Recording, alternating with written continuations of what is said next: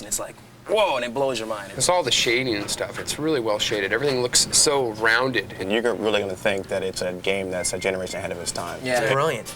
Last-second timing stuff in there where you have to jump real quick. I think a lot of people are going to be surprised at the kind of game that Donkey Kong Country is.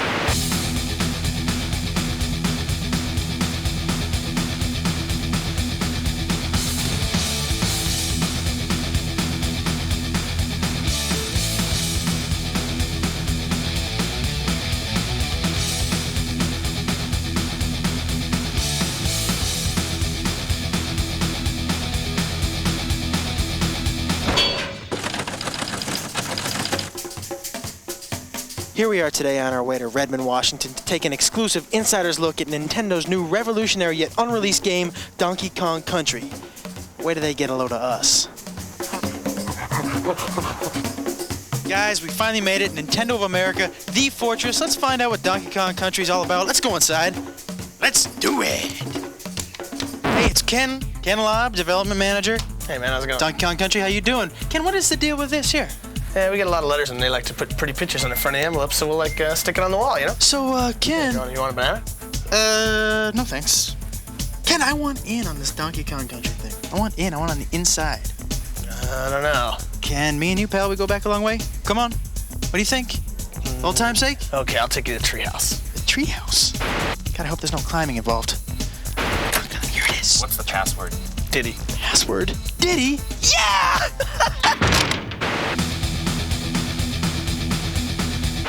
You know, after about 1,000 ditties, we finally get into the treehouse. We're gonna say hello to Tony Harmon. He is the product development manager here at Nintendo. Tony, how you doing? Pretty good. Welcome to the treehouse. Thank you very much. And I want to know, the story behind the game. You're here to talk about the story. I'm the wrong guy. We need to get Dan here. This is Dan Osen. Oh, Dan! What's up? How are you? Pretty good. Good, Dan. I want to know something about this story. Basically, we had a chance to kind of create a new story for Donkey Kong. We gave him a world to live in, some supporting characters. Foremost among those, Diddy Kong, the little Kong wannabe monkey guy. Little Kong wannabe? He's a cool little dude who follows Kong around, tries to be just like him. The story actually picks up with Diddy sitting in the jungle guarding the banana horde. No sooner does the storm start, nightfall, Kremlings come, stuff Diddy in the barrel. What are... Kremlings are the tribe of evil reptilian beings who inhabit the island, and they're very envious of Kong's banana stockpile. As we all are. Yes, as anyone would be. Yeah. And they stuff Diddy in the barrel, punt it in the bushes, and grab all the bananas and take off with the loot. Donkey wakes up and... Next day, Kong wakes up, where's my bananas? He goes out to find him.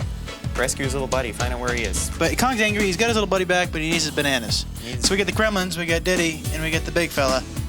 Tony, did you have a favorite character? Are there more characters in this? There's a lot of characters. I like the whole Kong family. We got Cranky. Cranky's the star of the original Donkey Kong game. Still alive, is he? Dad or grandfather played that game. Wow.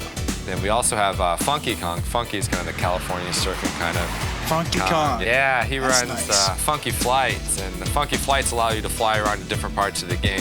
We also got Candy Kong. Candy Kong is Donkey Kong's love interest. Okay, good. I was wondering, maybe I could take a look at the game? Yeah, sure. Right over here. These guys are so easy.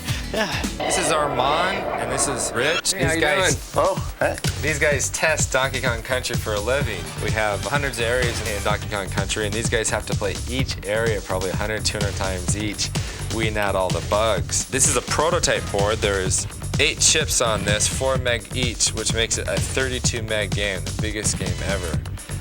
This 32 megs allows us to do a variety of action and a variety of backgrounds. We have snow levels, jungle levels, The pyramid type levels. pyramid levels, The cave scaffolding level. The forest levels. The industrial level. And underground, factories, all kinds of A lot of different bizarre levels in places that you wouldn't expect to find on an island. Yeah, it does. We've got a bunch of guys that call it goodies. These guys help you out. We got Ramby, who's a rhinoceros who bashes through some walls, helps you find some hidden areas. We got Winky the frog. He's bad. He can jump on top of Can't like forget Espresso either. Yeah, we got Espresso. That's an ostrich, a flying ostrich with these little bitty wings and goes flapping along the top of the screen. We have a lot of other special effects we do as well. On the snow level, we have 12 different layers of snow going back and forth. We have forest levels with parallax scrolls for dimension in the game. How did this project get started? Visited my friends at Rare. Rare's been working with Nintendo for a number of years, and Tim Stamper, the head creative person there, was telling me about an idea he had to make a game out of fully rendered characters.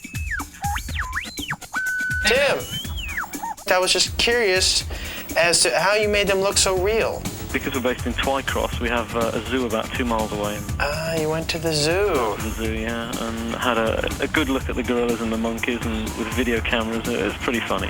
Hey, big fella. Hey, there's Diddy. Diddy and Donkey. Oh, get out of the way, Diddy. How's it feel to be a prototype, fellas? Using advanced computers to produce a three-dimensional model that we can display on a computer screen. So, what do you got to eat here? Well, today we got the cream of banana soup, the banana and peanut butter sandwich. Hey, well, your name is George. George Zachary from Silicon Graphics. I was wondering if you could help me out a little bit in explaining the game. Sure, it's a really cool game. It was created on this thing called the Challenge, which is this really advanced supercomputer. Basically, picture 20 supercomputers in a box. Now, with all this technology, am I going to have to buy an adapter for my home Nintendo? Not at all. In fact, when the game was created on the Challenge, it was basically specially output to the Super Nintendo game system. So it basically comes in a cartridge, you stick it in the system, and you play. How do we make the roundness, the 3D? Actually, it was created on the Challenge, first in a wireframe. Actually, then you grow shade them, or you can Phong shade them, and then you actually texture map them. And you can even trilinearly bitmap interpolate. That sounds a little dangerous. And let me ask you this. I heard downstairs something about ACM Yeah, that's technology. advanced computer modeling. Basically, what you can do with it is it lets you create fully realistic, fully rendered 3D graphics, so the person has a sense of really being there. Same computers that were used in Terminator 2, Jurassic Park, new movies like True Lies, Mask. A year and a half later, we're closing on the finish of the game. All right, here we are. We're about to talk to two guys who play this game 24 hours a day, 7 days a week. And guess what, folks? Guess what? They get paid. This is Henry. Henry, say hello. Hey, what's up? Henry, we were wondering if maybe you could show us a couple tips and pointers. Yeah, sure, no problem. That'd be great. Okay, well, this is the first level, and this is Donkey Kong's treehouse, and that's where we got our name from. And there's a banana arrow on top of the trees when you first start. Donkey Kong can drop down there, and he can knock the keg out of the floor, and he can roll it up against the wall and bounce back and ride it. Ah. And Donkey Kong will just cruise straight through the first part of this stage, and it's a good way to get people started off. You can just bowl over some of the tougher enemies that might have gave him a problem. Right. Yeah, hey, you hungry? You want a banana? No. Well, I guess I could show you something else, too. This is a snow level later on in the game. It is snowing. Donkey Kong can now ride thin barrels and shoot out. And this one part here is a series of barrels, and if you can navigate it properly, almost perfect, and not miss anything, you can score a bunch of free men at the end of the level. Bunch of free men, not just one. Yep, a bunch. A blue balloon comes up, and Donkey Kong can grab it. There it is. Is it very hard? It's tough. You got to get it down perfect. And Wow, so you got a bunch of free men. Let's go talk to Isaac. This is Isaac. Isaac, say hello. Hello. Isaac, I was wondering maybe you could show us a couple more pointers. Possible? Yeah, I can do that. No problem. These guys are great. All right. What do we got? We got more snow. Yeah, we have more snow here. Okay. What we're gonna do is we're gonna jump on this igloo and use this really slow vulture. It looks peculiar. Peculiar enough to get us into a bonus level. Bonus. And I must say, this is one of over 100 bonus levels. 100 bonus levels. Yeah, and in this bonus level, Not something you see in every game. Absolutely. You have to guess which barrel that this golden medallion's gonna wind up in. Like to take a guess? Yeah, the far right. Okay. Oh, you're very good.